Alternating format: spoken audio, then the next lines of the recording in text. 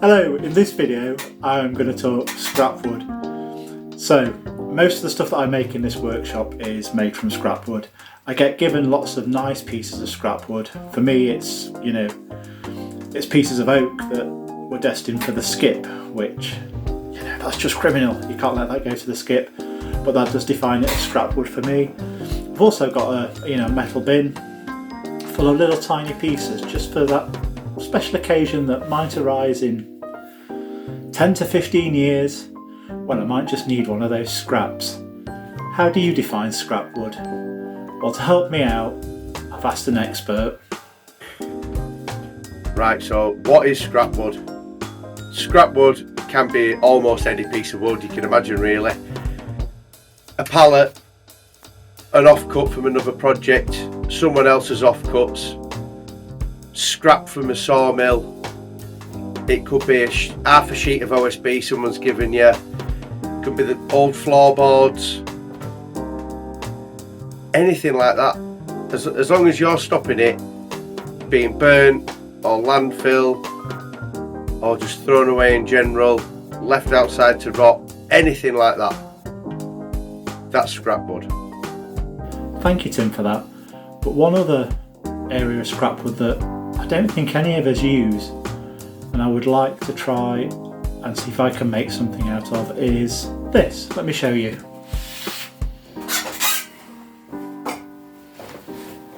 Now this is the scrapwood I'm talking about.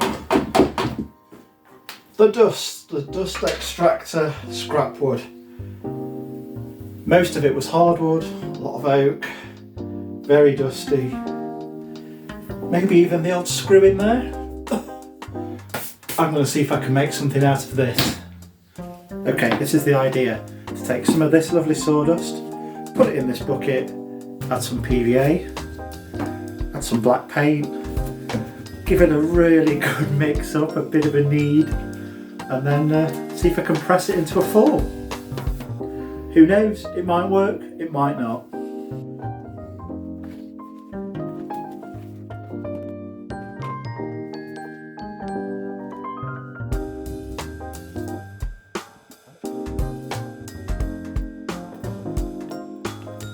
Feel like that chef off the Muppets.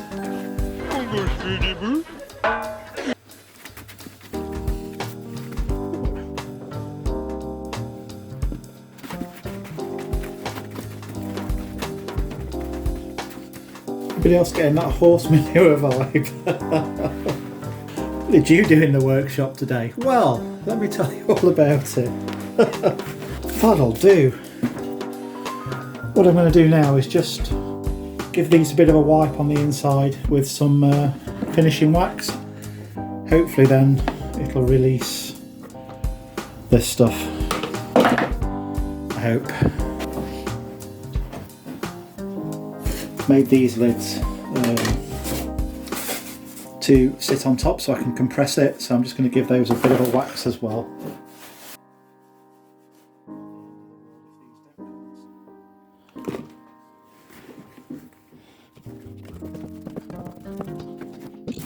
If this works, I've got absolutely no idea what I'm going to make out of it yet, but you've probably all noticed it's round, so it'll probably end up on the lathe.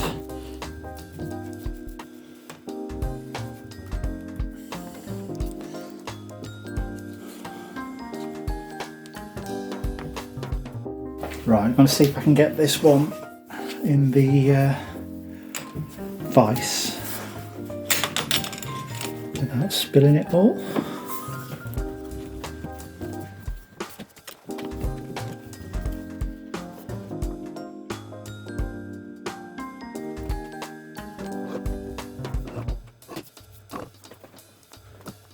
And this one is just going to have a big old weight nut on it.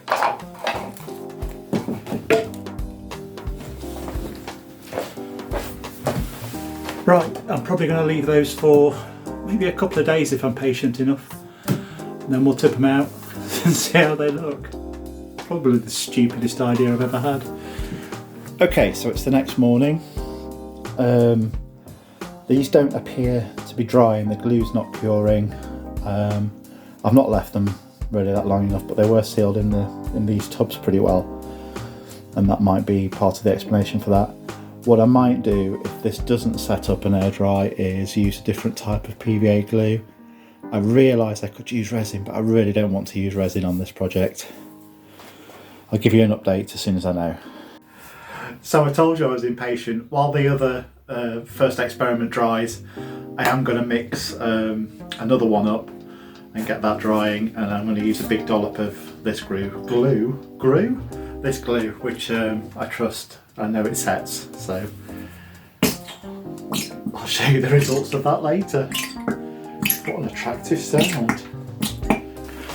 Are you working? Is the volume working? Okay, so it's been 48 hours since I took these out of the mould, and that is a complete lie. I started this project and took these out of the moulds in January, and we're now in May, and it has taken that long for these to get really, really hard. So these are the first two I did, and this is where I lost confidence in the glue and then tried these two. These two are really a little bit crumbly, so I'm not quite sure how they're going to do, and these two have actually turned out pretty good. So let's give it a go. Let's see if we can lathe these bad boys. Let's try one of these from Crumbletown first. I'm not even sure whether I'm going to be able to get screws in this. Definitely in uncharted territory here. Should get bigger screws. Seem to have screwed in alright actually. Maybe I should have gone bigger.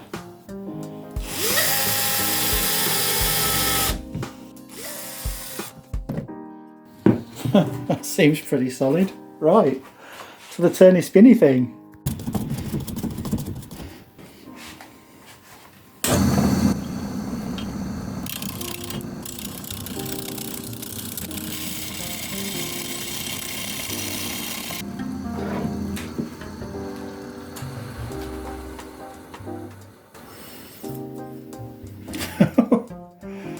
Well, it cuts alright, but that is not a pretty sight. Let me take you closer. Yeah, lots of holes and whatnot. Oh well, worth a go. I'm going to carry on with this bit for a bit longer.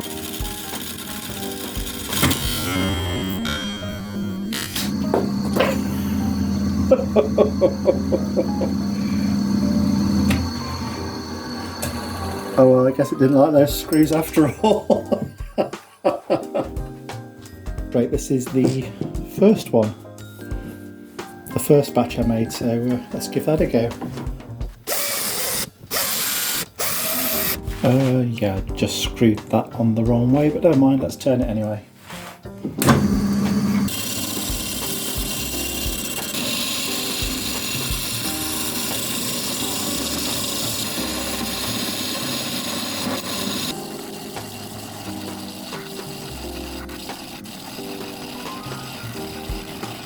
Okay, got most of a tenon anyway.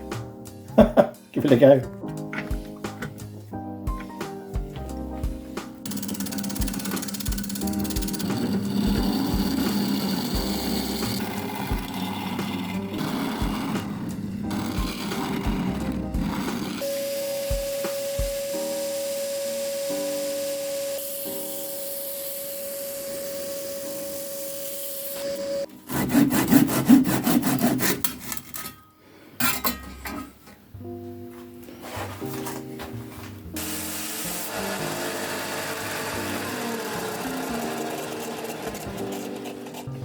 Well, I'm not going to lie, that turned out better than I thought it would. It feels really lightweight.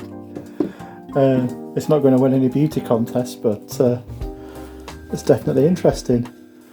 So the mixture here, this is the one that fell off the lathe. Not enough glue, too crumbly, so I think that can go as well. I think that's just going to be a fire block now. But yeah, no, I'm going to have a go with this big lump next. See if we can get another bigger bowl.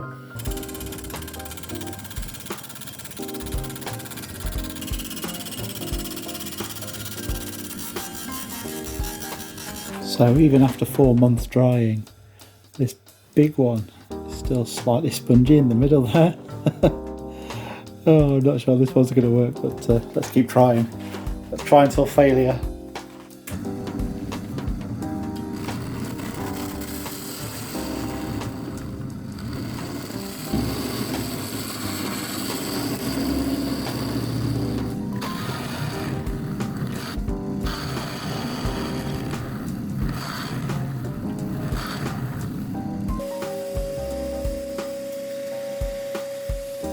Well, that one didn't turn out too badly either, to be fair.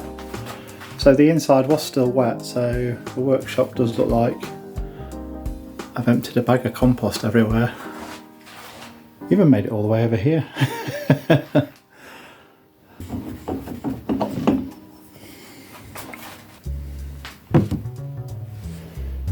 Quite pleased with those. There we go, 4 months in the making, 2 plant pots. I didn't set out to make plant pots, but I'm actually really happy with them. I didn't expect anything to come of this project at one point. I didn't even think they were going to set up enough to do anything with, so yeah, really happy with those. I think I might revisit in the future and make a slab, but what I really need is a really catchy name if I make that slab. What about chipboard? That might catch on. Thanks for watching, I'll see you next time.